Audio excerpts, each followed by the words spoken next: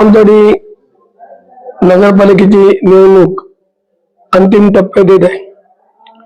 सगळे नेते येतात आणि सांगतात की आपण सावंतवाडी शहराचा विकास करू.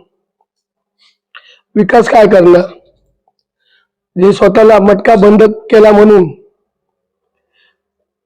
सगळीकडे मिरवत आहेत की आपण मटका बंद केला, त्यात लोकांनी मटकेवाल्याला तिकीट दिलं. याचं उत्तर पहिलं जनतेला द्या. मालवण पोलीस स्टेशन मध्ये गुन्हा दाखल आहे. तुम्ही जर मटक्याला तिकीट दिलं तर इथे मटक्याचा विकास करणार का? हे पहिलं उत्तर द्यावं. त्याच्यामुळे विकास फक्त सन्मान्य दीपक भाईच करू शकतात, अन्य दुसरा कोणीही विकास करू शकत नाही. त्याच्यामुळे सावंतवाडीच्या सुज्ञ जनतेने हे लक्षात घ्यावं की इकडचे जे स्थानिक नेते असतात त्यांच्या बरोबर जनतेने राहायचं असतं.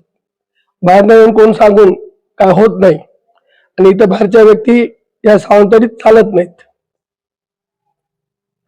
त्याच्यामुळे निश्चितपणे सावंतवाडीची जनता मराठी बोलणाऱ्याला निवडून देईल. एवढ्या या ठिकाणी मला सांगायचं आहे. हा एक मुद्दा झाला. दुसरा मुद्दा, लखन भोसलेंनी प्रेस घेतली की काहीतरी तलावात हॉटेल 2003 मध्ये आले होते. 2003 मध्ये म्हणजे 22 वर्षापूर्वी. यांचं वय 35 आहे. 2003 मध्ये कोण आमदार होते याचा पहिला आधी अभ्यास करावा आणि नंतर बोलावं. लखन राजे हे बालिश आहेत, त्यांना राजकारणातला गंध नाही. त्याच्यामुळे तो बालिश भाऊ बायका तर बडबडला अशी त्यांची गत आहे. त्यामुळे आपण कोणावर स्टेटमेंट करतो याचा त्याने आधी पहिला विचार करावा.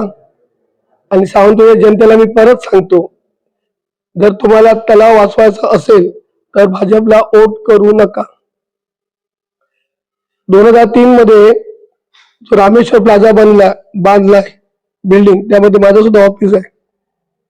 ही शैक्षणिक जागा होती, ते ग्राउंड होतं मुलांचं.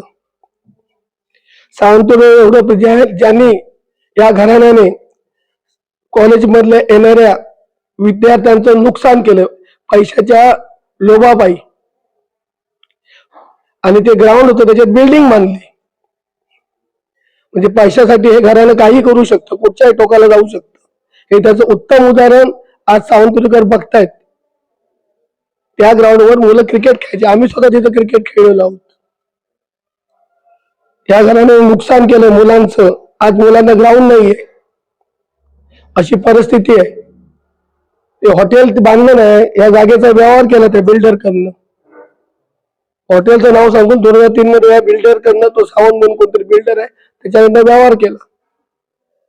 तिसरी गोष्ट, जो निलेश राणेवर काय गुन्हा दाखल केलाय त्यांच्या मागे आम्ही खंबीरपणे उभे आहोत.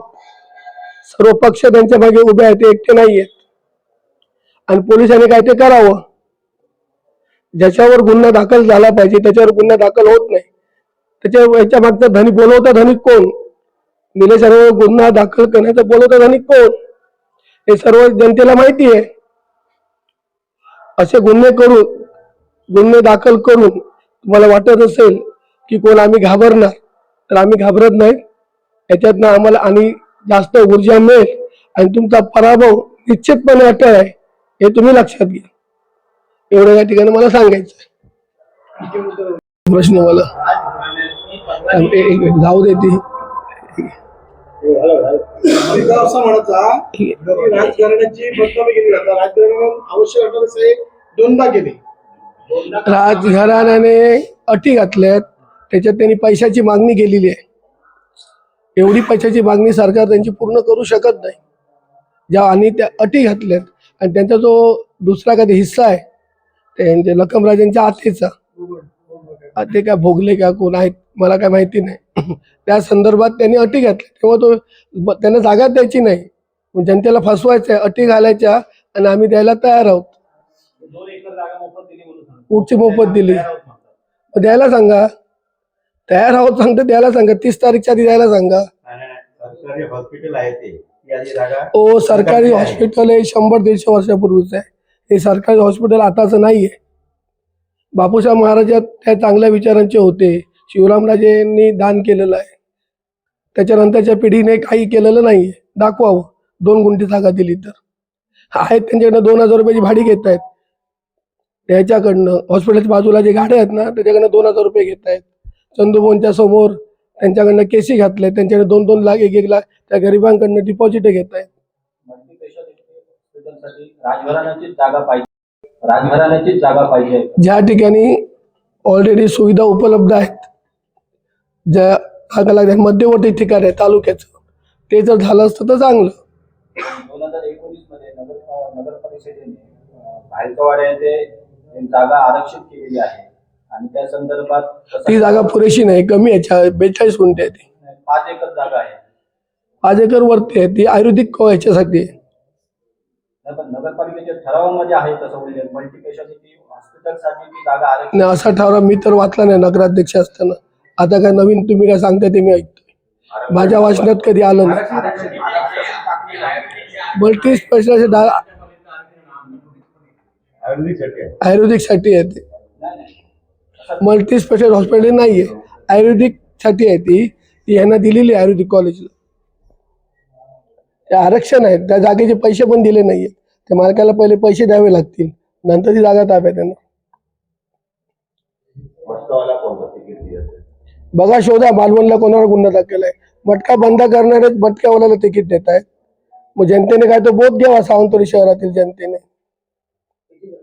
तुम्ही बघा ना, तुम्ही पत्रकार आहात, तुम्हाला माहिती आहे कोण मटका किंगला तिकीट दिलंय. बघा जनतेला किती फसवणार. हा साहेब बोला. Okay okay okay okay okay.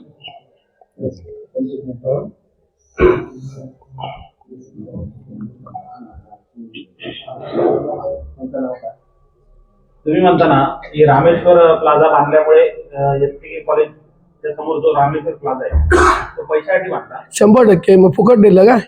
दान केलं बिल्डरला जागा, दान केली, फुकट दिली. बांधा बाबा, वाडीतल्या लोकांचं कल्याण होऊन दे म्हणून दिली. त्या इमारतीमुळे सावंतवाडीचा विकास झाला असं तुम्हाला वाटत नाही? कसला विकास? मुलांचं शैक्षणिक नुकसान झालं. क्रीडांगणासाठी जागा नाहीये. कुठे कुठे आता मुलं तिथे दिसतात खेळताना. तिथे व्हॉलीबॉल स्पर्धा व्हायचे, कबड्डी खेळायचे, क्रिकेट खेळायचे. उद्या परेड करायला मुलं जागा होती. 200 मुलं येऊन तिथे परेड करायचे. आता काय होतं, कुठे होतं? या सगळ्या गोष्टी बंद झाल्या.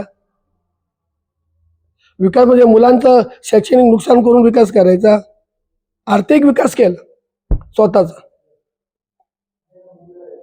हे बघा संस्थान म्हणजे काय, जसं आता सरकार आहे तसं तेव्हा ते सरकार आलं लक्षात नाही. खालचा झाली, आता राजेबीजे संपले,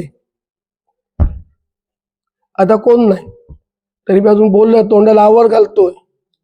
आणि दुसरा 4थी गोष्ट, विशाल परब. 2 मिनिटं ऐका. ते कार्यकर्ते विशाल परब जे समर्थक आहेत ते माझ्या वाड्यात फिरतायत आणि घराघरात सांगतायत वरचं एक मत आमच्या उमेदवाराला देऊ नका. ती जर निवडून आली तर भविष्यात माझी आमदारकी जाऊन त्यांना मिळेल, त्याच्यामुळे वरचं मत देऊ नका असं माझ्या वाड्यात सांगतायत. त्याच्यामुळे काय ते बघा, ही यांची परिस्थिती आहे भाजपची. माझ्या वाड्यातले मला लोक येऊन सांगतात, ते सांगतात की वरचं मत देऊ नका, शिंदे सेनेला द्या, आणि ही जर निवडून आली तर माझी आमदारकी जाईल. आणि सावंतवाडीचा नगराध्यक्ष आमदार होतो असं त्यांचं काहीतरी मत झालं असेल. ती म्हणत तो सांगायची होती, सांगितली. आणि हे जर खोटं असेल तर भारतीय जनता पार्टीच्या नेत्यांनी पोलिसांना विचारावं, ह्याचे कार्यकर्ते काय सांगतात. वरच्याला मत घालू नका, माझी आमदारकी जाईल. आजपासूनच सुरू केला प्रचार, म्हणजे कालपर्यंत नव्हता, आज सकाळपासून चालू केलं. काय सागर चव्हाण, तुम्ही मला किती वर्ष ओळखता? संजूला कोण हरवू शकत नाही. धन्यवाद.